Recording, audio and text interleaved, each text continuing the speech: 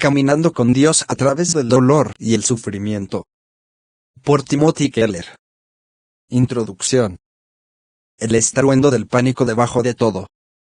Tomar la vida en serio significa algo como esto, que todo lo que el hombre haga en este planeta, tiene que hacerse, en la intensa verdad, del terror de la creación, del estruendo del pánico, debajo de todo, de lo contrario, es falso. Por Ernest Becker, de su libro, La negación de la muerte. Bendeciré a Jehová en todo tiempo. Su alabanza estará de continuo en mi boca. En Jehová se gloriará mi alma. Lo oirán los mansos, y se alegrarán. Engrandeced a Jehová conmigo, y exaltemos aún a su nombre. Salmo 34, del 1 al 3. El sufrimiento está en todas partes, es inevitable, y su alcance a menudo nos abruma. Si pasas una hora leyendo este libro, más de 5 niños en todo el mundo habrán muerto por abuso y violencia durante ese tiempo. Si dedicas el día entero a la lectura, más de 100 niños habrán muerto violentamente. Pero esto es, por supuesto, solo una de las innumerables formas y modos de sufrimiento. Miles de personas mueren por accidentes de tráfico o cáncer cada hora, y cientos de miles se enteran de que sus seres queridos han desaparecido repentinamente. Eso es comparable a la población de una pequeña ciudad que desvanece todos los días, dejando a las familias y amigos devastados. Cuando en un evento masivo ocurren enormes cantidades de muertes, como el ciclón Bola de 1970 en Bangladesh, el tsunami del Océano Índico en 2004 o el terremoto de Haití en 2010, cada uno de los cuales mató a 300.000 personas o más a la vez, aparecen los titulares de todo el mundo y todo el mundo se estremece por la devastación. Pero las estadísticas son engañosas. Tales desastres históricos realmente no cambian la tasa de sufrimiento. Decenas de miles de personas mueren cada día en tragedias inesperadas, y cientos de miles a su alrededor son aplastados por el dolor y la conmoción. La mayoría de ellos no desencadenan titulares porque el dolor y la miseria son la norma en este mundo. Shakespeare entendió esto cuando escribió, cada mañana nueva, nuevas viudas aúllan, huyen nuevos huérfanos, nuevas tristezas golpean el cielo en la cara. El mal y el sufrimiento son tan penetrantes que las estadísticas que acabo de contar apenas nos hacen parpadear. Sin embargo, debemos parpadear. El escritor Ernest Becker habló sobre el peligro de negar la miseria de la vida y la aleatoriedad del sufrimiento. Cuando nos enteramos de una tragedia, hay un mecanismo de defensa psicológica profundamente arraigado que se pone en funcionamiento. Pensamos dentro de nosotros mismos que esas cosas le suceden a otras personas, a personas pobres o a personas que no toman precauciones. O nos decimos a nosotros mismos que si conseguimos a las personas adecuadas para el cargo y hacemos que nuestros sistemas sociales estén en orden, nada de esto volverá a ocurrir. Pero el escritor Becker creía que ese pensamiento no toma la vida en serio, ni admite la verdad vivida del terror de la creación. Del estruendo del pánico debajo de todo. Ese pánico proviene de la muerte. La muerte es irreductiblemente impredecible e inexorable. El mismo mensaje aparece en un artículo escrito en la revista The New York Times durante el tiempo del francotirador de Beltway, un asesino que estaba disparando a personas en el área de Washington, D.C. En lo que parecía ser un ataque completamente aleatorio, sin preocuparse por la raza o edad. La escritora Ann Patchett escribió, siempre buscamos sacar algún sentido del asesinato, para mantenerlo a raya. ¿No encajó en la descripción? Yo no vivo en esa ciudad. Nunca hubiera ido a ese lugar, no conocía a esa persona. Pero, ¿qué sucede cuando no hay una descripción, ningún lugar, o nadie que evitar? ¿A dónde vamos para encontrar nuestra tranquilidad? El hecho es que evitar nuestra propia muerte es uno de nuestros pasatiempos nacionales favoritos. Ya sea mediante el ejercicio, el control de colesterol o mamografías, siempre estamos protegiéndonos de la mortalidad. Buscamos el perfil e identificamos las formas en que no encajamos. Pero un francotirador que realiza un único disparo limpio, no contra una multitud, sino a través de la mira de un rifle, nos recuerda horriblemente a la muerte misma. A pesar de nuestras mejores intenciones, sigue siendo, en su mayor parte, aleatorio. Y se aproxima irremediablemente. Los escritores Pachat y Becker exponen las formas comunes en que tratamos de negar el rumor del pánico. Este libro es un esfuerzo por hacer lo que exigen, tomarse la vida en serio. Quiero ayudar a los lectores a vivir una buena vida e incluso alegre, en el contexto de estas terribles realidades. La pérdida de seres queridos, enfermedades debilitantes y fatales, traiciones personales, reveses financieros y fallas morales, todo esto eventualmente caerá sobre usted si usted vive una vida normal. Nadie es inmune. Por lo tanto, no importa qué precauciones tomemos, no importa que también hayamos planeado una buena vida, no importa cuánto hayamos trabajado para ser saludables, ricos, rodeados de amigos y familiares, y exitosos con nuestra carrera, algo inevitablemente lo arruinará. Ninguna cantidad de dinero, poder y planificación puede evitar que la pérdida de un ser querido, una enfermedad grave, una traición a una relación, un desastre financiero o una serie de otros problemas entren en su vida. La vida humana es fatalmente frágil y está sujeta a fuerzas más allá de nuestro poder de dirección. La vida es trágica. Todos sabemos esto intuitivamente, y aquellos que enfrentan el desafío del sufrimiento y el dolor aprenden demasiado bien que es imposible hacerlo solo con nuestros propios recursos. Todos necesitamos apoyo si no queremos sucumbir a la desesperación. En este libro argumentaremos que inevitablemente este apoyo debe ser espiritual. Deja que los afligidos oigan y se alegre. El día de nuestra boda, Kathy y yo nos expresamos nuestros votos frente a nuestros amigos y familiares. A las palabras tradicionales de compromiso añadimos un pasaje de las Escrituras, el Salmo 34, del 1 al 3, que está grabado en el interior de nuestros anillos de boda. Bendeciré a Jehová en todo tiempo. Su alabanza estará de continuo en mi boca. En Jehová se gloriará mi alma. Lo oirán los mansos, y se alegrarán. Engrandeced a Jehová conmigo, y exaltemos aún a su nombre. Decir nuestros votos fue un momento embriagador, y las palabras elevadas del versículo lo mejoraron. Nos estábamos embarcando en una vida de ministerio cristiano juntos, y anticipamos presentar con valentía al Dios que conocíamos en el mundo. En ese momento, sin embargo, ignoramos casi por completo las palabras en el centro del pasaje. La definición de éxito del ministerio en el texto es que lo oirán los mansos, y se alegrarán. Una de las razones por las que perdimos esa frase fue porque, como dijo Kathy más tarde, a esa edad ninguno de nosotros no había sufrido nada más que uña encarnada en los pies. Éramos jóvenes, y la arrogancia de la juventud no imagina el dolor y el sufrimiento. Poco entendimos cuán crucial sería ayudar a las personas a comprender y enfrentar la aflicción, y enfrentarlo nosotros mismos. Cuando asumí la vida de ministro, intenté comprender por qué tanta gente se resistía y rechazaba a Dios. Pronto me di cuenta de que quizás la razón principal era el dolor y el sufrimiento. ¿Cómo podría un Dios bueno, un Dios justo, un Dios amoroso, permitir tanta miseria, depravación, dolor y angustia? Las dudas en la mente pueden crecer junto con el dolor en el corazón. Cuando me senté con víctimas, a menudo me encontraba poniendo objeciones a la existencia de Dios y a la fe cristiana. Hace algunos años, una actriz de Hollywood fue entrevistada después de que su amante murió de repente en un accidente. Ella había estado viviendo sin pensar o hacer referencia a Dios durante mucho tiempo, pero una vez que esto sucedió, ella dijo, ¿cómo pudo un Dios amoroso permitir que esto suceda?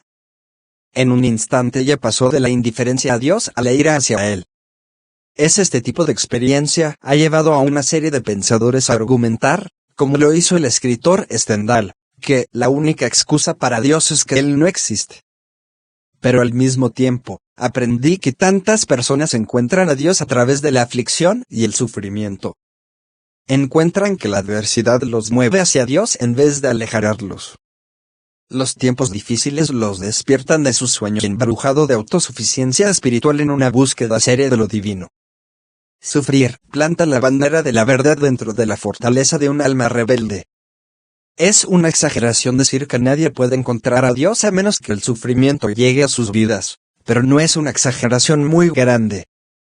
Cuando el dolor y el sufrimiento caen sobre nosotros, finalmente vemos no solo que no tenemos el control de nuestras vidas, sino que nunca lo hemos tenido. Con los años, también me di cuenta de que la adversidad no solo conducía a las personas a creer en la existencia de Dios. Llevó a aquellos que ya creían a una experiencia más profunda de la realidad, el amor y la gracia de Dios. Una de las principales formas en que pasamos del conocimiento abstracto sobre Dios a un encuentro personal con Él, como realidad viviente, es a través del horno de la aflicción. Como lo expresó C.S. Lewis, Dios nos susurra en nuestros placeres, habla en nuestra conciencia, pero grita en nuestro dolor. Los creyentes entienden muchas verdades doctrinales en la mente, pero esas verdades raramente llegan al corazón, excepto a través de la decepción, el fracaso y la pérdida. Como un hombre que parecía a punto de perder tanto su carrera como su familia me dijo una vez, siempre supe, en principio, que Jesús es todo lo que necesitas para salir adelante. Pero realmente no sabes que Jesús es todo lo que necesitas hasta que Jesús es todo lo que tienes. Finalmente, a medida que crecía en mi comprensión de la Biblia misma, llegué a ver que la realidad del sufrimiento era uno de sus temas principales. El libro de Génesis comienza con un relato de cómo el mal y la muerte llegaron al mundo. El libro de Éxodo relata los 40 años de Israel en el desierto, un tiempo de pruebas y pruebas intensas. La literatura de sabiduría del Antiguo Testamento está en gran parte dedicada al problema del sufrimiento. El libro de Salmos ofrece una oración por cada situación posible en la vida, por lo que es sorprendente lo lleno que está con gritos de dolor y con preguntas contundentes a Dios sobre la aparente aleatoriedad e injusticia del sufrimiento. En el Salmo 44, el escritor observa la devastación de su país y clama: «Despierta. ¿Por qué duermes, Señor? Despierta, no te alejes para siempre. ¿Por qué escondes tu rostro, y te olvidas de nuestra aflicción, y de la opresión nuestra?» Salmo 44, del 23 al 24. Los libros de Job y Eclesiastés están casi totalmente dedicados a la reflexión profunda sobre el sufrimiento injusto y sobre la frustrante falta de sentido que caracteriza gran parte de la vida. Los profetas Jeremías y Habacuc dan una fuerte expresión a la queja humana de que el mal parece gobernar la historia. Los libros del Nuevo Testamento tales como Hebreos y 1 Pedro están casi enteramente dedicados a ayudar a las personas a enfrentar infortunados dolores y problemas. Y por encima de todo, la figura central de toda la Escritura, Jesucristo, es un hombre de dolores. La Biblia, por lo tanto, trata del sufrimiento tanto como de cualquier cosa. Inevitablemente, Kathy y yo nos encontramos enfrentando nuestras propias penas. En 2002, me diagnosticaron cáncer de tiroides y me sometí a cirugía y tratamiento. Casi al mismo tiempo, la enfermedad de Crohn de Kathy se agudizó y tuvo que someterse a numerosas cirugías en los años siguientes, una vez que aguantó 7 en un año. En un momento dado, me encontré enfrentando la agonizante posibilidad de abandonar el ministerio pastoral debido a la enfermedad crónica de mi esposa. Fue el momento más oscuro de nuestras vidas hasta ahora. Y sabemos con certeza, a partir de las Escrituras y la experiencia, que hay más tiempos oscuros por venir. Y, sin embargo, también más alegría de la que ahora podemos imaginar. Mirando hacia atrás en nuestras vidas, Kathy y yo nos dimos cuenta de que en el corazón del por qué la gente no cree y cree en Dios, del por qué la gente declina y crece en carácter, del cómo Dios se vuelve menos real y más real para nosotros, está sufrimiento. Y cuando miramos la Biblia para entender este patrón profundo, llegamos a ver que el gran tema de la Biblia es cómo Dios trae plenitud de gozo, no solo a pesar, sino a través del sufrimiento, tal como Jesús nos salvó no a pesar de, sino por lo que soportó en la cruz. Y entonces hay una alegría peculiar, rica y conmovedora que parece venir a nosotros solo a través del sufrimiento. Lo que hemos aprendido de estos años de ministerio a los afligidos está en este libro. Simone Weil escribe que el sufrimiento hace que Dios parezca estar ausente. Ella tiene razón. Pero en el Salmo 34, David replica que aunque Dios se sienta ausente, eso no significa que realmente lo sea. Al recordar una época en que su vida había estado en grave peligro y todo parecía perdido, David concluye: «El Señor está cerca de los quebrantados de corazón y salva a los abatidos de espíritu», versículo 18. Estoy escribiendo este libro porque hemos descubierto en nuestras propias vidas que esto es cierto. el horno ardiente y el plan para este libro. Entonces, ¿este es un libro para quienes lo padecen? Sí, pero debemos hacer algunas distinciones. Todos somos enfermos, o lo seremos. Pero no todos nosotros estamos actualmente en una experiencia de profundo dolor y dolor. Aquellos que no lo están sintiendo, pero lo están viendo en otros, tendrán una serie de preguntas filosóficas, sociales, psicológicas y morales al respecto. Por otro lado, aquellos que están atrapados por el dolor y la dificultad ahora no pueden tratarlo como una cuestión filosófica. Hablar de las preguntas del no fumador y de las luchas del que sufre en un solo libro no es una tarea sencilla. Mientras que la persona afligida puede gritar usando preguntas filosóficas: ¿por qué permites tales cosas, Dios? La verdadera preocupación es la supervivencia personal. ¿Cómo puedes sobrevivir? ¿Cómo puedes superarlo sin perder las mejores partes de ti mismo? Hablar de una manera filosófica imparcial a un sufridor real es cruel. Y, sin embargo, la experiencia del dolor conduce casi inevitablemente a grandes preguntas sobre Dios y la naturaleza de las cosas, que no pueden ser ignoradas. Mientras leía libros sobre el mal y el sufrimiento, quedó claro que la mayoría de los volúmenes trataban el tema principalmente desde una sola perspectiva. Muchos libros usaban la perspectiva filosófica, sopesando el problema del mal y se hacía más o menos probable la existencia de Dios o si el cristianismo era más o menos verosímil. Otros tomaron un enfoque teológico, destilando y reuniendo todos los temas bíblicos y las enseñanzas sobre el dolor y el sufrimiento. Finalmente, muchos libros adoptaron un enfoque devocional y escribieron una serie de meditaciones diseñadas para ayudar a las víctimas reales en medio de su dolor.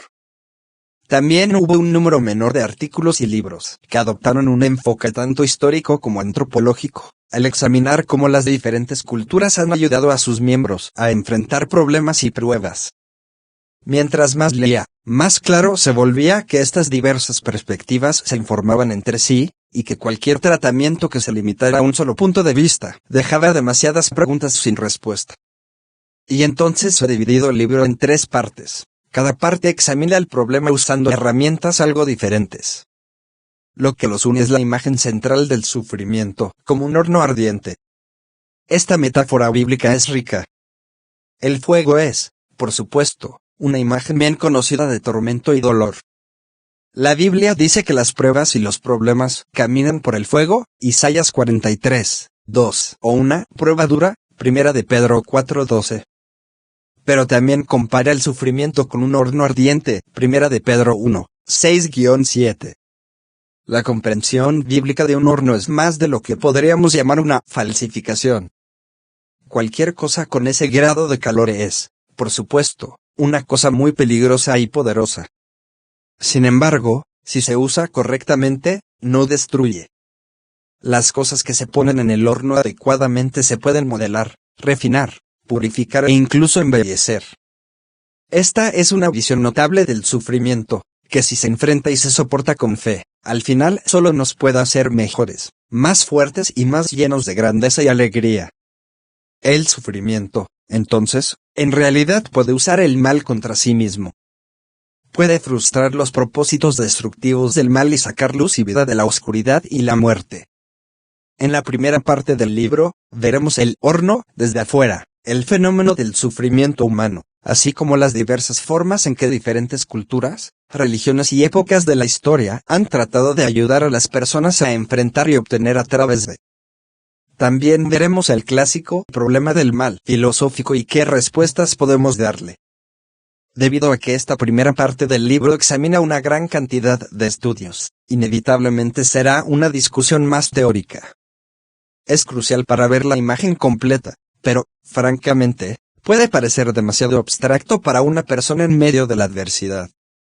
La segunda parte del libro se aleja de cuestiones más teóricas y comienza a digerir todo lo que dice la Biblia sobre el carácter del sufrimiento. Esta sección comienza un viaje de lo filosófico a lo personal. Casi podríamos decir que, como un padre con un niño pequeño, la Biblia nos está enseñando a caminar, paso a paso. La Biblia nos llama a caminar constantemente a través de las aflicciones, y para hacerlo necesitamos comprender su enseñanza maravillosamente equilibrada y completa sobre este tema, ambas profundamente realistas pero asombrosamente esperanzadoras. Esto nos impide pensar que podemos escapar del horno, evitarlo o atravesarlo, negarlo o simplemente tumbarnos sin esperanza, desesperarnos.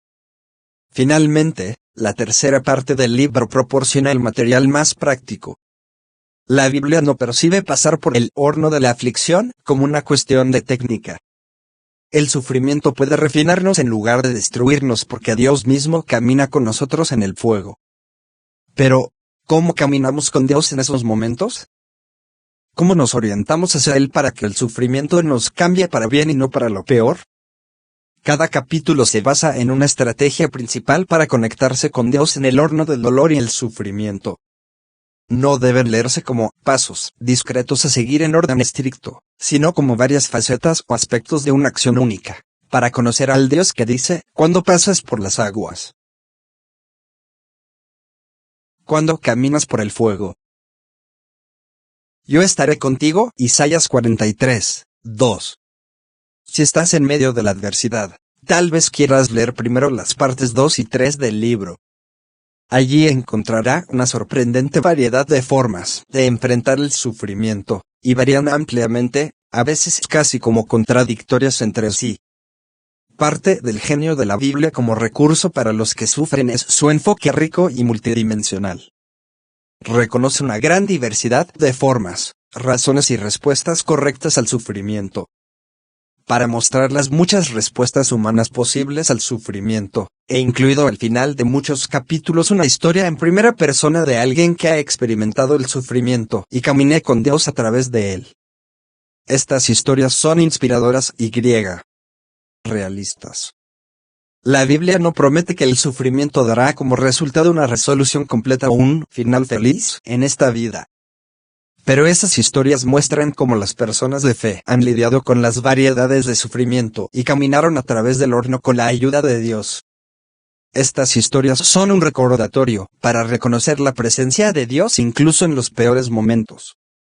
Especialmente en el peor de los tiempos. En quizás la descripción más vívida del sufrimiento en la Biblia, en el tercer capítulo del libro de Daniel, 3 hombres fieles son arrojados a un horno que se supone que los mata. Pero una figura misteriosa aparece junto a ellos. Los asombrados observadores disciernen no 3 sino 4 personas en el horno, y uno que parece ser el Hijo de los dioses. Y así caminan a través del horno del sufrimiento y no son consumidos. Desde la perspectiva del Nuevo Testamento, los cristianos saben que este fue el Hijo de Dios mismo, uno que se enfrentó a su propio horno infinitamente mayor de aflicción siglos más tarde cuando fue a la cruz. Esto eleva el concepto de Dios, caminando con nosotros, a un nivel completamente nuevo. En Jesucristo vemos que Dios realmente experimenta el dolor del fuego como nosotros lo hacemos. Él es verdaderamente Dios con nosotros, en amor y comprensión, en nuestra angustia. Se sumergió en nuestro horno para que, cuando nos encontremos en el fuego, podamos volvernos hacia Él y saber que no seremos consumidos sino convertidos en personas grandes y hermosas. Estaré contigo, tus problemas para bendecir y santificar para ti tu más profunda angustia.